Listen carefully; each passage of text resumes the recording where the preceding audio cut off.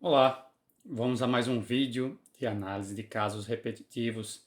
Nesse caso aqui será um representativo de controvérsia do Supremo Tribunal Federal, especificamente um tema sobre direito tributário, que é o tema número 504 do STF, foi julgado recentemente, e no qual a questão submetida a julgamento diz respeito ao cômputo dos valores recebidos a título de incentivo fiscal previsto na Lei 9363 de 96, ou seja, o crédito presumido de IPI, na base de cálculo da COFINS e da contribuição ao PIS. Vou explicar melhor o que é a questão aqui que era controvertida.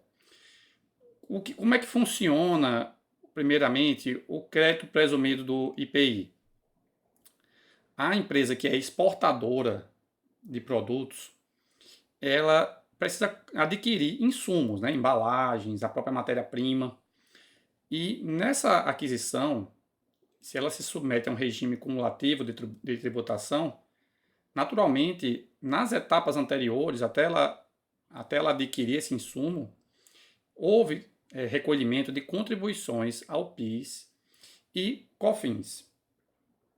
Então, esse valor que foi recolhido a título de PIS e COFINS na aquisição dos insumos, ele gera um crédito, que esse crédito volta para a empresa, mas não na própria contribuição ao PIS e COFINS, mas no IPI. Então, ela, ao exportar, ao vender os produtos dela, ela vai recolher IPI, só que nesse caso vai abater desse IPI a ser recolhido o que ela recolheu de PIS e COFINS na aquisição de insumos, ou seja, naquela aquisição de insumos, o que tinha sido onerado a título de PIS e COFINS vai voltar como um crédito para ela abater do IPI. Se esse crédito for maior, tem a opção, for maior do que o IPI a ser recolhido, no caso, tem a opção da devolução em espécie também, certo? Então a questão posta em julgamento era se esse retorno aqui, que volta como uma receita da empresa, porque ela pagou isso aqui, estava dentro dos custos dela, e esse valor retorna, se esse retorno do valor deve ser tributado como parte do faturamento dela, que é a hipótese de incidência da contribuição ao PIS e da COFINS. Certo? Então vamos lá analisar a legislação correlata aqui.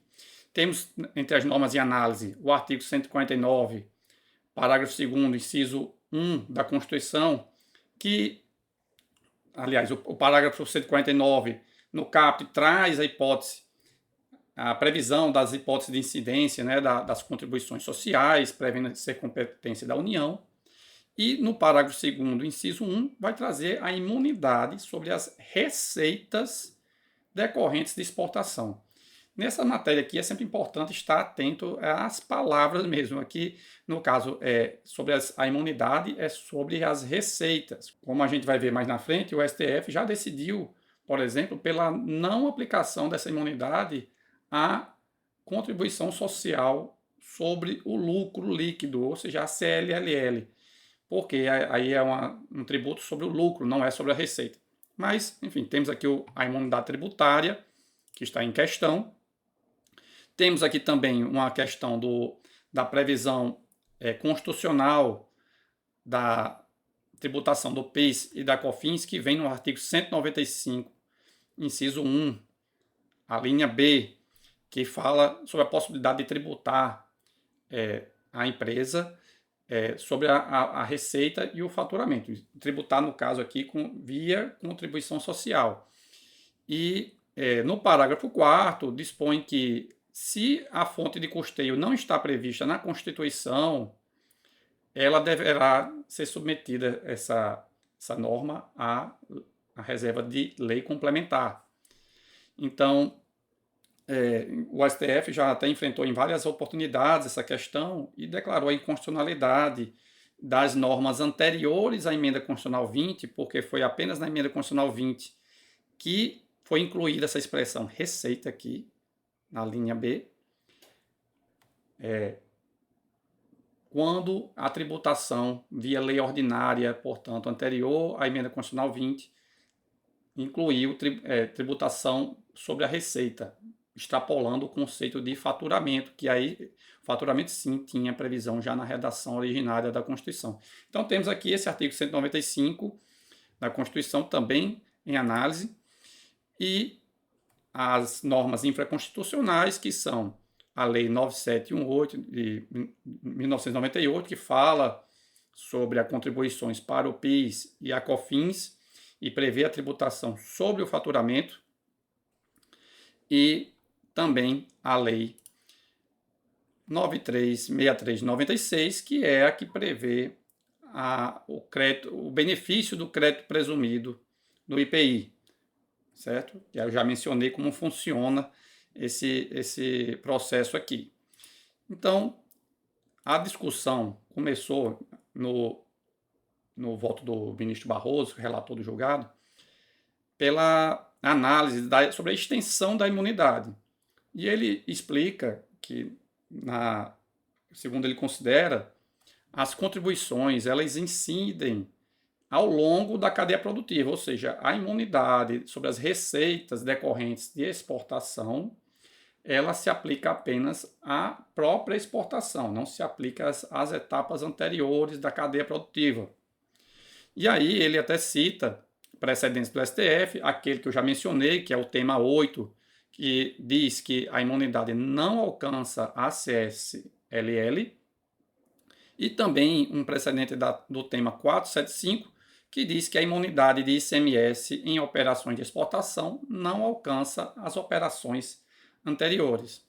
Então ele já se posicionou nesse sentido de que a imunidade por si só não justificaria a aplicação, ou melhor, o afastamento da tributação sobre esse retorno, no caso, sobre esse, que a legislação aqui vai chamar de ressarcimento das contribuições, sobre essa restituição aqui das contribuições sociais. Ele entende que não está albergado pela imunidade de exportação, porque essa imunidade se aplica apenas à operação de exportação em si. E esse retorno aí decorre, na verdade, dos tributos recolhidos nas etapas anteriores, né, na aquisição de insumos. E o voto do ministro Barroso também abordou o conceito de faturamento. Como vocês viram, a contribuição ao PIS e a COFINS, elas incidem sobre o faturamento da empresa. E aí o ministro pontuou que faturamento é a receita da venda de bens nas operações de conta própria e da prestação de serviços em geral, ou seja, aquela receita decorrente da venda dos produtos e serviços dela. E aí ele trouxe como fundamento o artigo 22 do Decreto-Lei 2397 de 87, também da Lei Complementar 70 de 1991, que introduziu a COFINS, e o artigo 3º da Lei 9715 de 98, que versa sobre as contribuições para o PIS. Ainda sobre a questão do faturamento, do conceito de faturamento, foi feita uma distinção entre faturamento e receita. Receita é um gênero do qual faturamento é espécie. Receita é todo ingresso novo, positivo e definitivo. E já o faturamento, ele é uma receita operacional, ou seja, não é de qualquer natureza, de qualquer origem, mas aquela decorrente da venda de produtos e serviços. Então exclui receitas estranhas ao objeto social da pessoa jurídica. Então a questão aqui está de definir se esse retorno do recolhido a título de contribuição ao PIS ou COFINS como benefício fiscal para recolhimento do IPI, se isso vai estar aqui entre essas receitas estranhas ao objeto da pessoa jurídica. E, por fim, também foi analisada a questão sobre o crédito presumido do IPI, que o ministro relator entendeu que o crédito presumido do IPI não decorre da imunidade de exportação para contribuições. É, portanto, uma opção legislativa, ou seja, uma subvenção corrente, um auxílio financeiro do governo para exportadores. É diferente, por exemplo, de uma subvenção para investimento, que aí dependeria da aplicação em uma finalidade específica. No caso, a empresa recebe esse valor e faz o uso que ela entender. E ainda disse que isso tem fundamento também, na verdade, se procura com essa restituição o afastamento de uma bitributação, aplicando o princípio do país de destino e da vedação à exportação de tributos. Eu vou voltar a falar sobre isso mais na frente, quando eu for falar sobre a corrente que ficou vencida no julgado. E, por fim, o ministro considerou, então, que a natureza do ingresso dos créditos do IPI é de receitas e não de faturamento.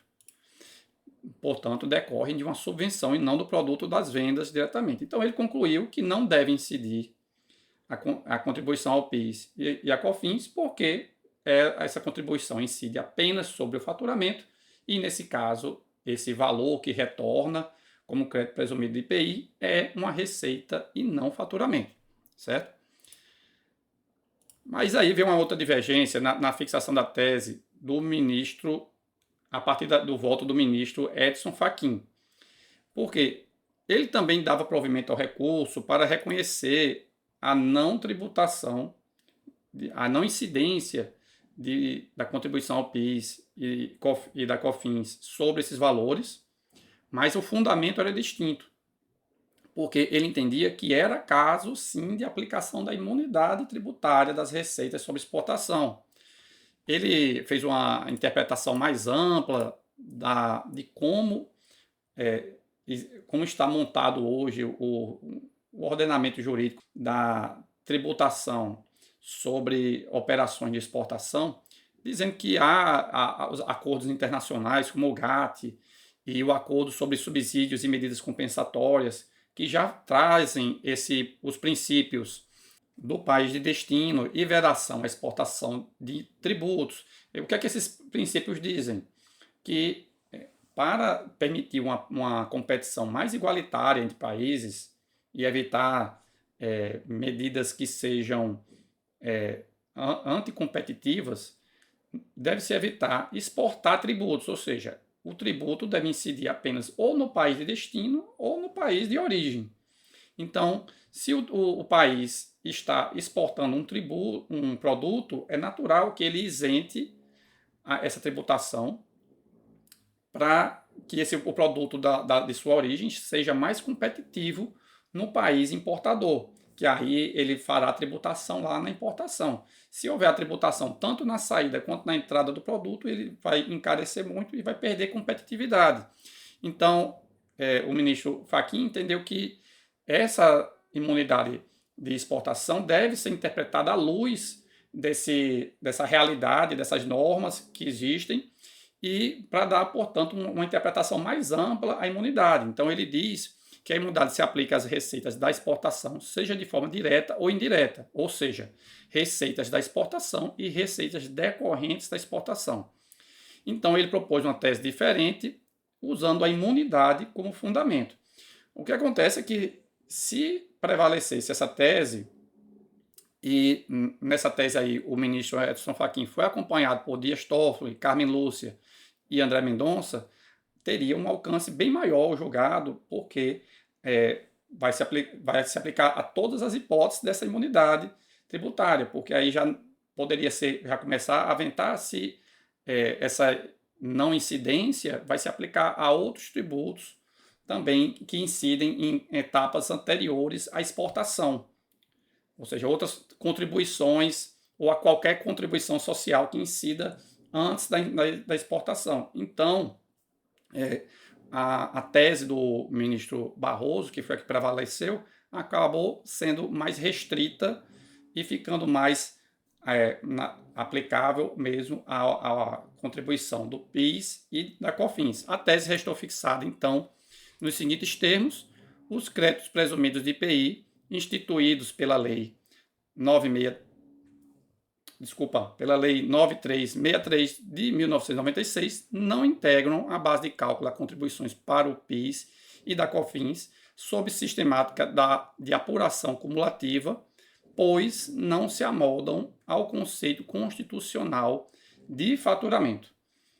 Então, voltando aqui naquele mapa mental, temos aqui a tese fixada pelo STF, e se vocês têm interesse em acompanhar esse mapa mental, que inclusive ele tem aqui todos os casos repetitivos do STF, do STJ e da TNU sobre matéria previdenciária, e aqui no canal eu vou, à medida que eu for publicando os vídeos, vão aparecer aqui como um resumo das teses fixadas. Ele está disponível atualmente no meu curso de Informática Aplicada à Atividade Judicial, um curso que tem dicas variadas assim, sobre todas as ferramentas que podem ajudar o operador de direito na atividade judicial. E coloquei o link na descrição, vou colocar aqui também um QR Code aqui em cima, para caso vocês queiram conferir o curso, que dá também acesso a esses mapas mentais.